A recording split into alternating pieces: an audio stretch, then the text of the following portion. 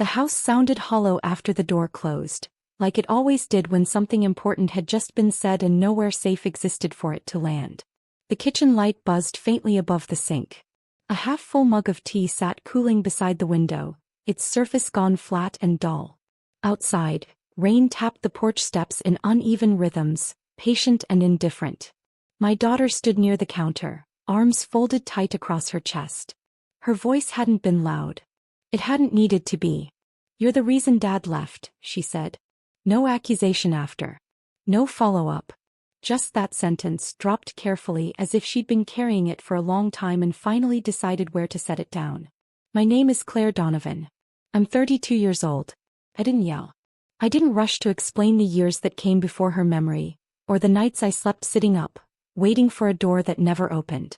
I didn't say his leaving had been slow and quiet, that it had nothing to do with her and everything to do with choices he made alone. I didn't say the truth even though it was ready on my tongue. I've always been the steady one. The one who absorbs impact so rooms don't break. The one who keeps breathing slow when emotions spike. The one who believes that staying calm can sometimes carry more weight than being right. My daughter's eyes were already wet, though she refused to let the tears fall. She stared past me at the wall, jaw clenched, like she was bracing for a response she'd rehearsed against. I nodded once. Not agreement. Acknowledgement. "I hear you," I said quietly. That seemed to confuse her more than anger would have. She blinked, then looked at me sharply, waiting for the defense. The explanation. The speech she could push back against. None came. A memory drifted in without permission. Her at 6, standing in the hallway while her father packed a bag, asking if he'd be back before dinner. Me kneeling down, telling her he loved her, that sometimes adults needed space. The way she'd accepted that answer because she trusted me to hold what she couldn't yet understand. Trust changes shape as children grow. "I need air," she muttered, grabbing her jacket. The door closed behind her without a slam, which somehow hurt more. I stayed where I was. The floor was cold through my socks. The tea had gone untouched. I pressed my palms flat against the counter and focused on the smell of rain drifting in through a cracked window. Staying present felt like work. I've always been the steady one. Steady doesn't mean unbreakable. It means choosing when not to fall apart. When she didn't come back right away, I didn't follow. That choice surprised me. Every instinct I had told me to go after her, to smooth the moment before it hardened into something permanent. But another instinct, quieter, newer, told me that chasing her words would only reopen wounds neither of us had closed. I went to the living room instead and sat on the couch, the cushions familiar and worn in the places where life had pressed into them. I thought about how children assemble stories when information comes in fragments. How absence demands an explanation and how blame is easier to hold than uncertainty. I checked the clock. 10 minutes. Then 20. A message buzzed on my phone from a number I hadn't saved. Her father. "Is she okay?" I stared at it, then turned the screen face down. I've always been the steady one. And steady sometimes means not stepping in too quickly. By the time she returned, her cheeks were flushed from the cold. She hung her jacket slowly, deliberately, like she was preparing for another round. I stood up, but I didn't move toward her. "I'm going to stay with a friend tonight," she said, eyes fixed on the floor. I nodded again. "Okay." She hesitated, clearly thrown by the lack of resistance. "You're not going to stop me?" "No," I said. "I trust you." Her shoulders dropped just slightly, as if the fight she'd prepared for had nowhere to go. As she left again, this time with a bag, I felt the familiar pull to explain myself rise once more. To chase her truth with mine. To fix what felt broken by force of clarity. I didn't. I stood in the doorway long after her footsteps faded, listening to the rain deepen. Staying would have meant defending myself in ways that asked her to carry more than she should. Following would have turned pain into a negotiation. I've always been the steady one. And that night, being steady meant choosing distance. Not as punishment but as a pause long enough for both of us to breathe without bleeding. The house went quiet again. This time I let it. The night stretched without ceremony. I slept lightly, waking to every sound. The heater clicking on, a car passing too fast, the soft creak of the hallway settling into itself. In the morning, the house felt unfamiliar, like it had shifted while I wasn't looking. Her shoes were gone from the entryway. The bathroom mirror held only my reflection. Absence rearranges space quickly. I've always been the steady one. Steady people learn how to live with quiet. I made coffee and stood at the window while it brewed, watching rain slide down the glass in thin, uneven lines. The world outside moved on without noticing my internal negotiation. A woman walked her dog. A delivery truck idled. Somewhere, life continued with a confidence I hadn't yet found. My phone buzzed. A message from my daughter's friend's mother. "He's here. He's safe. She asked me to tell you she'll call later." Relief came first. Then guilt. Then something heavier, recognition. She needed space the way people need air after being underwater too long. I knew that feeling intimately. A memory drifted in from years earlier. Me at 19 sitting on my childhood bed after my own mother told me I was too much for wanting answers. I'd stayed anyway, shrinking myself to fit the version of love that was available. It took years to unlearn that staying isn't always loyalty. I cleaned the kitchen slowly, wiping counters that didn't need it, grounding myself in small tasks. Steady doesn't mean numb. It means functional while the feelings find their place. Around noon, her father called again. I let it ring. When it stopped, I felt a familiar tug, responsibility dressed as urgency. I texted once, carefully. "He's safe." I'm giving her space.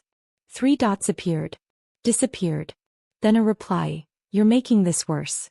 I set the phone down without responding. I've always been the steady one. And steady people learn when not to engage. In the afternoon I took a walk. The air smelled clean after the rain, the pavement dark and reflective. Dry leaves scraped along the curb, a sound that felt too loud for how small it was. I breathed deeply, counting steps, letting the tension unwind incrementally. I thought about the accusation again, not as a weapon but as a clue. Children often carry borrowed blame when the truth is too complex. Somewhere along the way, she'd needed a reason that made the pain manageable. I couldn't fault her for choosing the simplest one. By evening she called. Her voice was quiet, guarded. "I'm staying the night," she said. "I know," I replied. "Pause. You're not mad." "No," I said honestly. "I'm listening." She exhaled, the sound breaking through something brittle. Every time we talk about him it hurts. And when I'm here it feels like it's always there." I closed my eyes. "That makes sense." Silence again. Then softer. "I didn't mean to hurt you." "I know," I said. And I did. I didn't tell her my version of the story. I didn't correct timelines or assign responsibility. There would be time for truth later when it wouldn't feel like a verdict. Right now she needed safety more than accuracy. "I'm going to take some time too," I said. "Not away from you. Just to let the air settle." She hesitated. "You're not leaving, are you?" "No," I said. "I'm just not pushing." That seemed to land. After we hung up, I sat on the couch and let the quiet return. Felt different now, not hollow but spacious. Distance doesn't always widen wounds. Sometimes it gives them edges so they can heal. I've always been the steady one. And steadiness isn't about holding on at all costs. It's about knowing when presence becomes pressure. That night I slept more deeply. Not because things were resolved, but because I'd stopped trying to resolve them prematurely. The house held me gently, as if it understood the difference between abandonment and breathing room. Tomorrow would bring its own negotiations. For now I let the pause do its work. The days that followed moved carefully, like they were learning new rules. I didn't text good morning. I didn't ask for updates beyond what was offered. I answered when she reached out and stayed quiet when she didn't. It felt unnatural at first, like holding a door open too long and resisting the urge to pull it shut. Every instinct I had wanted to reassure, explain, correct. I didn't. I've always been the steady one.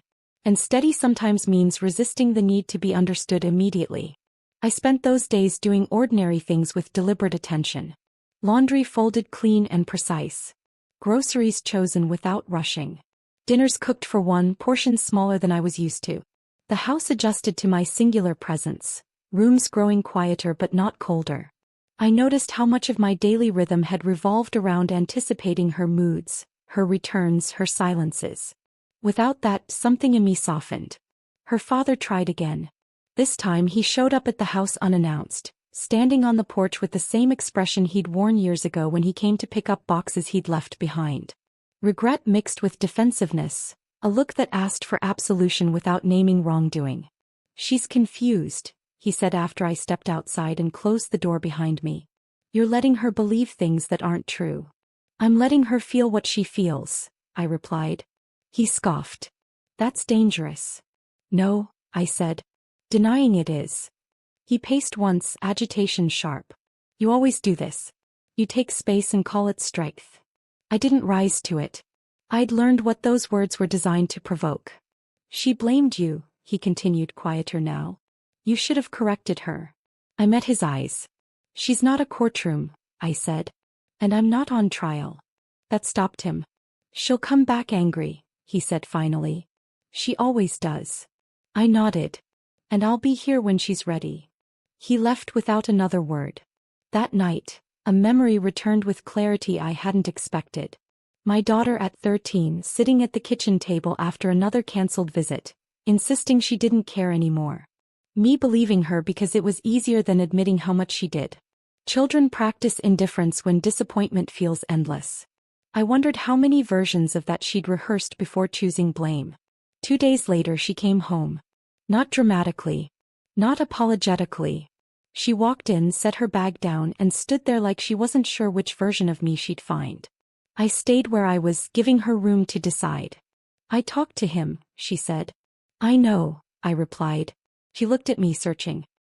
He says you pushed him away. I nodded slowly. That's how he understands it. She frowned. So what's the truth? I took a breath. This mattered. The truth, I said carefully, is that relationships end for many reasons. Some of them you'll understand one day. Some you won't. But none of them make you responsible. Her shoulders sagged, tension releasing in increments. She sank onto the couch, rubbing her hands together like she was cold. I don't want to hate anyone, she said. You don't have to, I replied. You just don't have to carry what isn't yours. Tears came then, not loud, not sudden. She leaned into me, hesitant at first, then fully, the way she used to when she was smaller.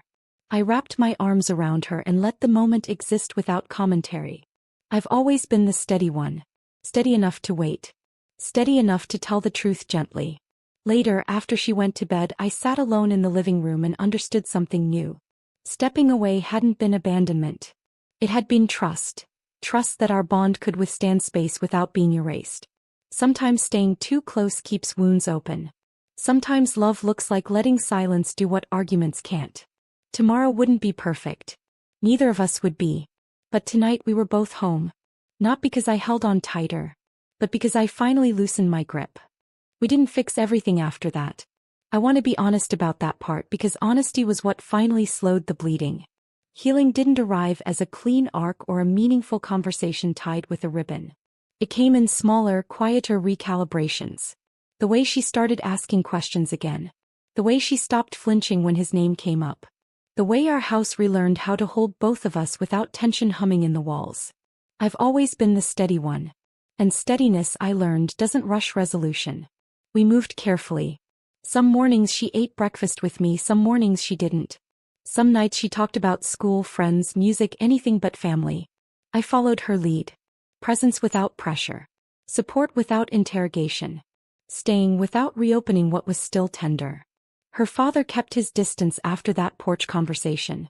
When he did reach out, it was through short, careful messages. He stopped blaming.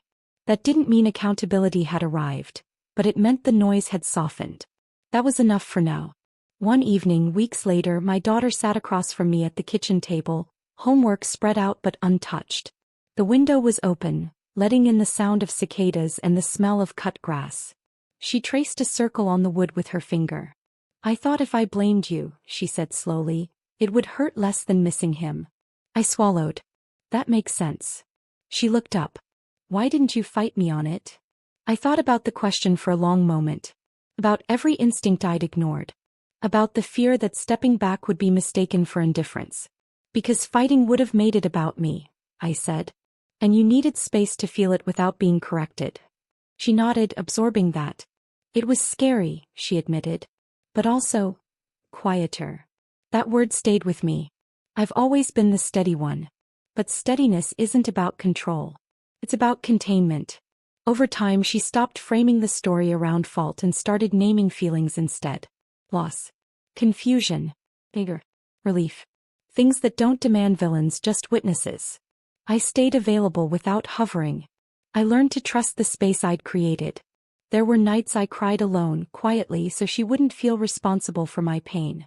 Nights when guilt tried to rewrite itself as obligation. Nights when I wondered if choosing distance had cost me something irreversible. It hadn't. If you've ever stayed too close to someone's pain out of fear they'd leave, you know how easy it is to confuse endurance with love. Some relationships don't need more explanation. They need less friction. One afternoon months later, she hugged me without warning before leaving for school. Just a quick squeeze, like muscle memory returning. "Thanks for not making me choose," she said, already stepping back. I stood there long after the door closed, letting the moment land fully. I didn't step away to punish her. I stepped away to stop bleeding into each other. That distinction mattered more than any defense I could have offered. I don't know how she'll tell this story years from now. I don't get to script that. What I do know is that she'll remember not being shouted down. Not being cornered into forgiveness. Not being asked to carry adult truths before she was ready. I've always been the steady one. This time, steadiness meant restraint. Some parents stay and explain until words lose meaning. Some parents leave and disappear. I stayed nearby and quiet, until staying could heal instead of hurt. That was the choice. And if you've ever loved someone enough to let the story unfold without you steering it, you know how hard that is, and how necessary. We're still carrying pieces of the past. We probably always will. But they're lighter now, no longer reopened by every conversation. I turned off the kitchen light that night and stood for a moment in the dark, listening to the house breathe around us. Not perfect. Not fixed. Just honest. And that was enough. Sometimes love steps back.